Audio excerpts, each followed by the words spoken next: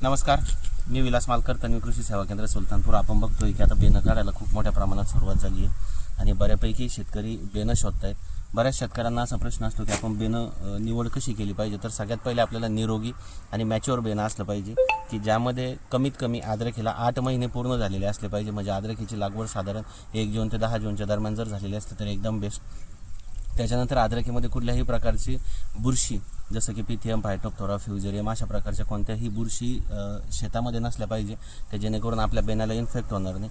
आणि आपण इथं पाहू शकतो की बेण्याला असे छान आता कोमं ओसायला सुरुवात झाली आहे आणि ह्याच पद्धतीचं बेणं आपल्याला घ्यायचं आहे की जेणेकरून खूप काही ठिकाणी आपण बघतोय की असे मोठाले कोमं दिसत आहेत, तर हे खूप मोठे झाले आहेत. याच्यापेक्षा आपल्याला जे लहान अवस्थेमध्ये याच प्रकाराचे बेणं घेता वेळेस बघणं आवश्यक आहे.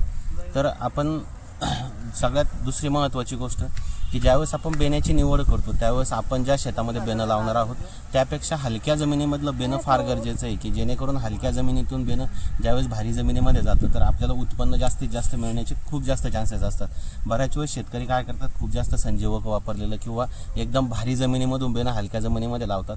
तर त्यावेळेस बऱ्यापैकी भारी जमिनीतून हलक्या जमिनीत आल्यामुळं उत्पन्नाची घट होण्याची शक्यता असते.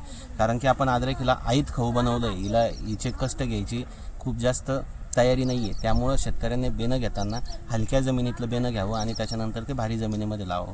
याच प्रकारे बेण्यामध्ये जर काही शंका असतील तर आपण कमेंट करून नक्की कळवाव्या. अशाच प्रकारच्या अद्रकीबद्दल नवनवीन माहितीसाठी व्हिडिओला लाईक करा, पेजला फॉलो करा आणि शेअर करायला विसरू नका. धन्यवाद.